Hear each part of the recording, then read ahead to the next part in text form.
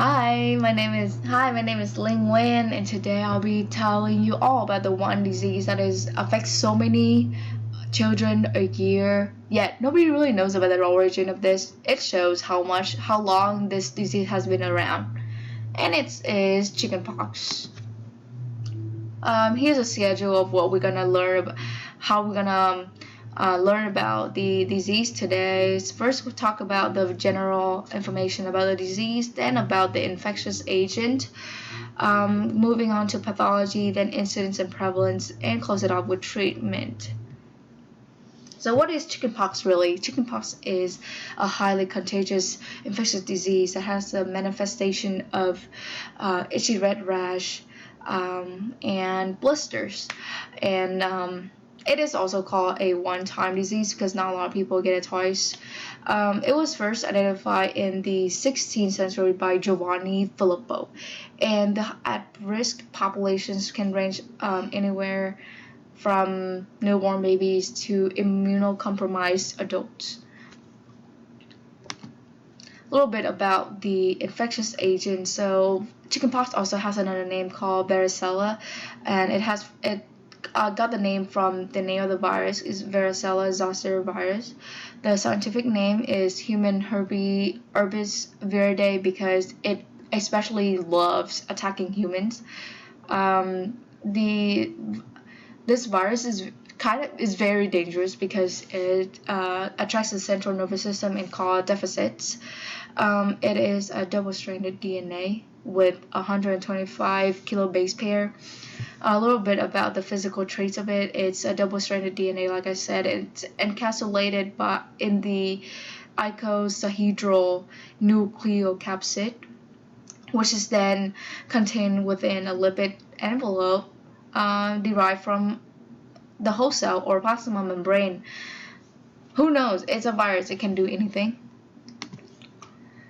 Pathology. Yes. How do these virus infect the body, the host? It comes from sick people, of course, and sick people would release airborne respiratory droplets that contain the virus, and these viruses would find a way to new hosts and attack the body through the mucosal epithelial cells, and then invade the local lymphoid tissues. Here is where the T cells populate, right? T cells would then get infected and spread the virus into other parts of the body through the bloodstream. The T cells are then scatter and went to the endothelial cells lining and form papules. Right, and then at the peak, they accumulate a lot of infectious fluid and turn into vesicle at the peak, and then the vesicles would turn back into pustules as the infectious fluids decrease and turn to scab as it dries out. So after the disease is gone, the virus still remains latent in the body system. So how do these viruses spread around and become so contagious? Is that yes, it has the three main ways of transmitting. The virus can, like healthy people can come into direct contact with sick people if they cough or sneeze and release droplets, or the droplets can land onto tables or chairs, and then healthy person can get into an indirect contact with those fluid and those virus and introduce them into the immune system. Direct contact with shingles blisters can also infect those who never had chickenpox before. The incubation period is about 10 to 21 days. Yes, and a person remains contagious until the blisters into scabs. It's different for vaccinated individuals whose lesions do not crust. Right. What about the symptoms and signs of the disease? A clear sign of varicella is visible, and itchy rash and fluid filled blisters. This rash can become visible after approximately 10 to 21 days after the initial infections and can last anywhere from 5 to 10 days.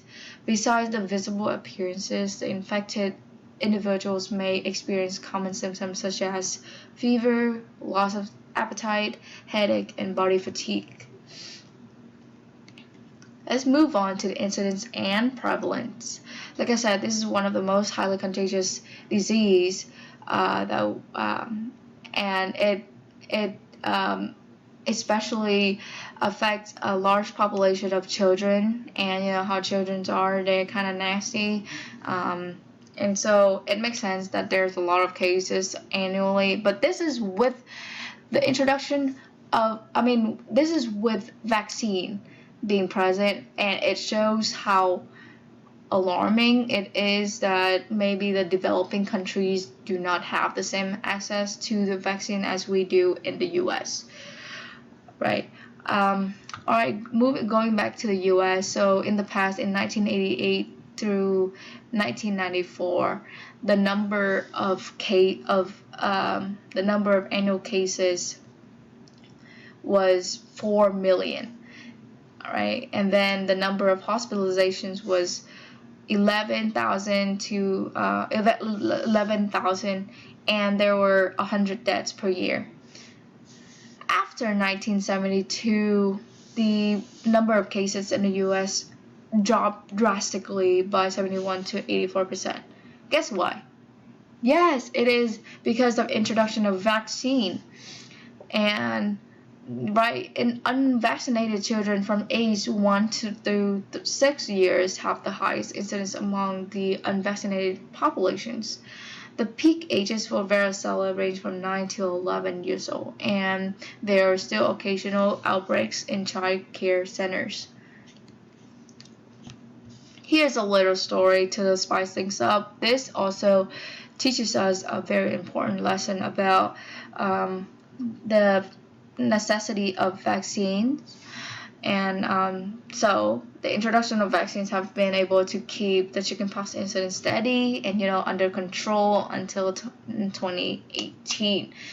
At Asheville Waldorf School, it's a private school in North Carolina, there was a chickenpox outbreak at this school. The infection rate grew exponentially and infected nearly 1/4 of the student body, which turns it into the largest outbreak in the state since the vaccine became available. So further investigations showed us that 2/3 of the 28 kindergartens at the school received religious exemption from the required vaccinations. So although school immunizations, including chickenpox vaccines, are required by law in all 50 states, 45 states and Washington, D.C. allow parents to opt out of vaccinating the kids due to religious reasons.